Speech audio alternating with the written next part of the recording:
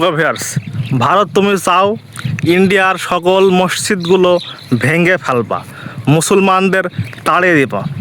আবার তুমি চাইবা বাংলাদেশে বড় বড় মন্দির হোক, বড় বড় তোমার হোক, তোমাদের ভগবানদের অবকাঠামো হোক। এইটা তো হবে না। তোমার যেমন দেশের মানুষের জন্য, তোমার ধর্মের জন্য, তোমার আত্মা যেটা বলে সেটা করতে মন চাই, তেমনই আমরা বাঙালিদের আমার ধর্মের জন্য, আমার দেশের জন্য, আমার ধর্মের অবকাঠামোর জন্য আমাদেরও তেমন মন চাই।